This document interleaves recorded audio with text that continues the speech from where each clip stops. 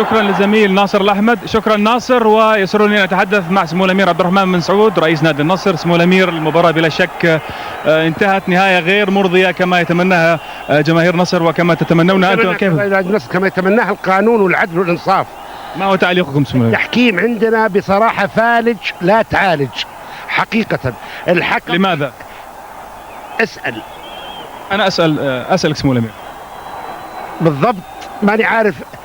جايبين اليوم الأخ معجب، هذا مشجع هلالي، لما كان حاكم 10/10 لحد ما تسجل الهدف الأول في الهلال انقلب رأسا للعقب، وتذكر نفسه معجب اللي ماسك طبل وزمر وعلم في مدرجات الهلال تماما. شفنا لاعبنا ينط على الكرة، الحلوي يستاهل الانذار الأول، لكن الانذار الثاني اللي يستحقه نط على الكرة براسه يعطى كرت أحمر. شفنا ضربة عرض للاعبين، شفنا ضربات الجزاء اللي ضاعت نادي النصر. هدف الأول للهلال ارجعوا، اللي بسجل هدف كان في موقع تسلل، اول كان موقع تسلل ورجع والكره متجهه له. يعني ارجع للمباراه ككل يا عزيزي، ارجع للمباراه ككل. اتمنى من الاخ شتالي، من الاخ الحربان، مطلوب منهم مو نادي النصر وخلافه، لا، لاجل الكره العربيه، الحكم العربي. يعني حرام المبدا، يعني مو الكره السعوديه فقط، لانه حرام الحكام عربي يعطون، يعني يطلعون بهالمستوى. المفروض يشوهوا سمعه التحكيم، يبعدوا عن التحكيم تماما. حرام انه نادي يعرق وجهد وعطاء ويضيع منه مجهوده بهالشكل. يعني اعتقد شفنا والمباراه ما في حاجه ما عملها الحكم. ولكن سمو الأمير، هل يعتقد أو هل بهذه الكلمات هل تعتقدون سموكم بأن فريق نادي النصر يجب أن يكون هناك اطلاع على التحكيم، أو يكون له مثلا كلمة فيما يتعلق بالتحكيم؟ دائما ما يكون الحكم. لا بالعكس، الأندية المفروض ما يكون لها كلمة. الأندية مفروض ما يكون. لاحظنا في الفترات الأخيرة في المباريات الأخيرة بين مباريات الفريقين، لاحظنا أن إدارة نادي النصر ولاعبيه لديهم دائما ملاحظات على حكام المباريات، وهل هذا الشيء مستمر باستمرار؟ ارجع للحظات اللي حدثت والظلم اللي حدث، ومن هنا تحكم هل معهم حق ولا لا. أنا يمكن شهادتي مجروحة، أنا أرجو من المحللين بضميرهم، بوطنيتهم، بعروبتهم، بإسلامهم، يقولوا الحقيقة، يرجعوا للمباراة. هل الحكم هذا كان عادل؟ بعيدا عن التحكيم، رأيكم في المباراة، رأيكم في أداء فريق النصر؟ والله أداء نادي النصر كان الأفضل والأحسن، وقدم مستوى وجيه جديدة، وخاصة النجم الجديد عبد الرحمن البيشي، وكان مستوى جيد وممتاز ورائع، وزملائه الآخرين أيضا مع كلهم. ولكن مع الأسف يعني نعرق وجهد وعطاء من اللاعبين، مساكين، انتحار. شفنا الضرب اللي تعرضوا للاعبين مع كل بوكس. شفت البوكس حق الشريدة، هذا يستحق عليه ايه؟ كارت اصفر فقط لا غير. اللي عملوا الشريدة طول المباراة يستحق عليه ايه؟ يعني ما بالضبط حقيقة، ما بالضبط اقدر اقول لك ان الحكام عندنا بالطريقة هذه محللين للنقاط لنادي الهلال. سمو الأمير، معي زملائي في روما الآن سيعيدون الهدف الأول بالعدلة الافتراضية، وهم يعتقدوا أنه قد يكون تسلل. عزيزي أعدها تماما، أعدها تماما. نادي الهلال لو رجعت لكل بطولاته تجده بالضبط زي العقيم، واللي كل شهر وآخر مبشر ولد وبنت بالضبط. وهذا الحكم. كلمة قوية سمو الأمير. هذه الحقيقة، هذه الحقيقة. شكرا. عفوا. سمو الأمير ممدوح بن عبد الرحمن، أعتقد هل لكم شهادتك تتحدث مع الوالد قبل أن نطلع على الهواء وتقول له بعض الملاحظات؟ يكون منفعل، ما ذكر بعضها، هل هناك ملاحظات؟ أنت طبعا عودتنا بهدوءك، ستتحدث بنوع من الهدوء عن المباراة. طبعا ما في شك المباراة كانت من طرف واحد اللي هو طرف نادي النصر، يقابله طرفين آخرين اللي هم الحكام المباراة، حقيقة حكم المباراة والأشقاء في نادي الهلال.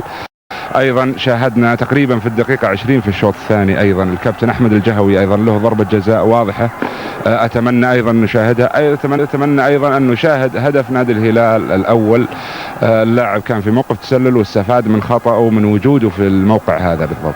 إذا بشكل عام أنتم ترون أن السيد معجب الدوسري لم يكن موفقا في إدارة المباراة؟ صحيح، ما في شك، وأنا أعتقد أن الحكام بالضغوط اللي تمارس عليهم من خلف الكواليس من دائما وأبدا لن يكونوا عادلين، بالذات أمام النصر. من تعتقدون يمارس الضغوط على الحكام؟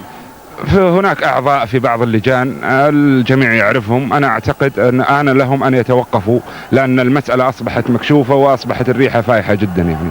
شكرا سمو الأمير. شكرا لك. النصر كان جيدا اليوم بمراحل، يعني كان تفوق على الهلال إذا في المستوى، وأعتقد هل تتفقون معنا من ناحية الأداء؟ نعم، هو كان هبوط في مستوى الهلال وليس تفوق للنصر.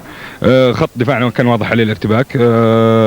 انا اصلا ما ادري، بس الحكم للاخوان في الاستديو اوربت، ما ادري عن الهدف الاول للنصر هل هو صحيح ام اللي كان الامير عبد الرحمن قال بانه تسلل. هدف النصر؟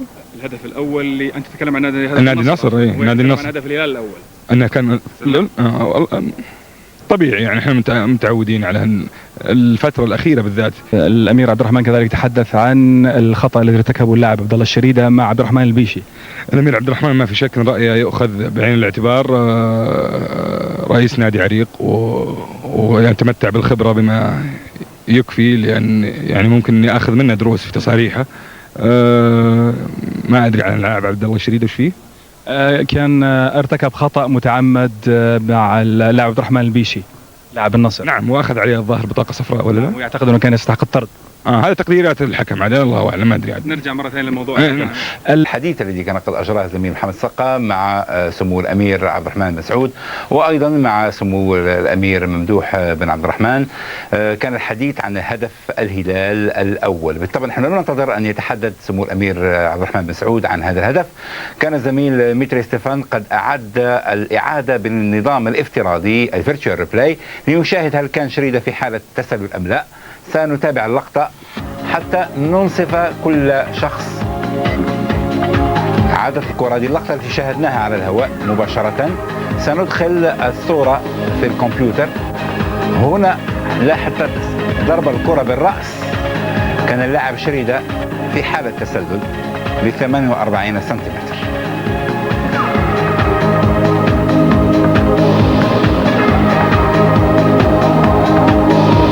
تحويل الكرة بالرأس. كان لاعب الهلال متقدما، هنا كان متقدما وعادت إليه الكرة ثم سجل الهدف. طبعا هذه الصورة غنية عن كل تعليق، ربما قد تعطي إجابات حول ما تم طرحه من أسئلة. خالد، بالطبع كانت مباراة تسير نحو منحى فوز النصر، وإذا به تنتهي إلى التعادل هدفين مثل، ولكن هناك عدة أشياء تقال. في الشوط الثاني كان النصر قريب جدا من تحقيق فوز أكبر من لا شك أن النصر اليوم كان قمة الأداء، لا شك. يعني لا نقول ان الهلال جار النصر ولكن لم يعمل شيء.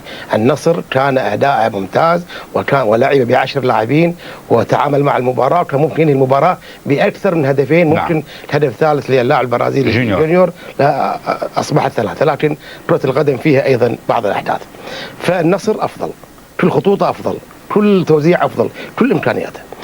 ما يتعلق في المباراه الحقيقه، انا في وجهه نظري شاهدت الخطا اكثر من مره اللي طرد فيه اللاعب ناصر الحلوي. اعتقد ما لازم يتسرع الحكم في هذا القرار، تسرع فيه. هناك في اخطاء حدثت في المباراه، ونحن لا نظلم طبعا. نقول ان ايضا في حدث للاعب اللي هو عبد الرحمن البيشي، اللاعب الشاب صاحب الهدف الثاني، بلكمه من اللاعب الشريده، وتقاضى عنها الحكم بدون اي شيء، بدون اي بطاقه صفراء، وهذا على الاقل بطاقه صفراء. يعني في تفاوت الحكم في تقدير الحالات. مع احترامي لحكم المباراه اليوم، الحقيقه الحكم معجب الدوسري في الشوط الثاني اهتز. الهدف اللي يقال عنه تسلل، الهدف الاول اللي يسمونه مسؤول عنه مساعد الحكم.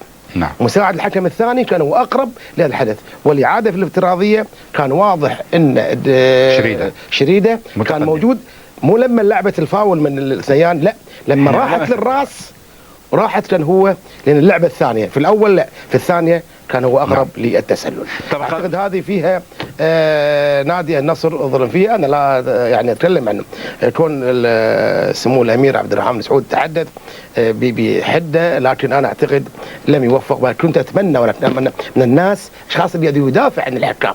نعم. ولكن الاخطاء الحقيقه والضغط اعتقد كان واضح. نعم. على حكم المباراه. اذا خالد، من مضطر مقاطعتك، سنتحول من جديد الى استاد الملك فهد الدولي. حاول يحصل حسين هادي، تتهيأ الى فيصل سيف المنطلق للامام وصاحب قدم قويه كما تابعنا في الكره الاولى، والحكم يقول ما فيها شيء والكره ملعوبه طويله يغطيها احمد جهوي، والمباراه اشتعلت حماسا. واحيي النصراويين على رغباتهم الهجوميه رغم النقص العددي في صفوفهم، وكره عرضيه امام مرمى الهلال. حسين هادي حاول يسيطر عليها، تعود للدفاع الهلالي مره اخرى الكره النصراويه. حسين هادي في كل احتياط يعني مهما كان حتى النقص يعني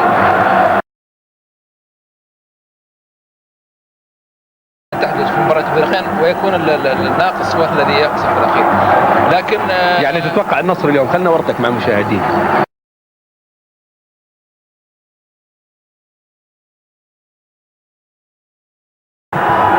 لكن شوف إعادة، لا يعني هذا قافز بجسمه بالطول، كان بالنسبة للحلوي الركبة موجهة لرقبة اللاعب، وقلت في نفس لقطة الحلوي لك الخطأ والكرة نصراوية. البيشي يحاول والكرة مقطوعة من الفريق النصراوي، خطأ لصالح الهلال، خطأ لصالح الهلال.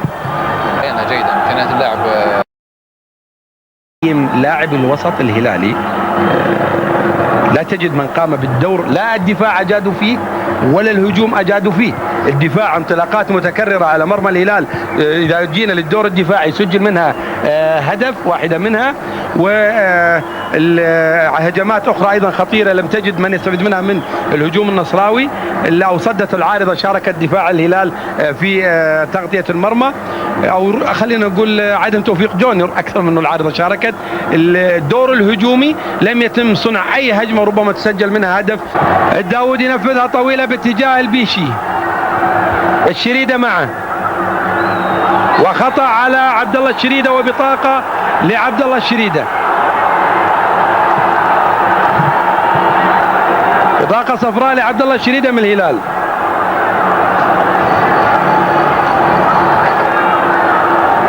اللعبة باليد عبد الله الشريدة استحق عليها بطاقة صفراء، خطأ لصالح النصر. يعني كان صادر من مساعد الحكم واقرب، شايف كل ما دار بين اللاعبين، لكن شيء اعتقد انه قرار سليم جدا. ابراهيم العيسى ينفذ خطأ لصالح النصر، قرار الان السليم من ارثر جورج. خلاص الدقائق الثلاث الاخيره من المباراه يجب ان نغطي مرماي.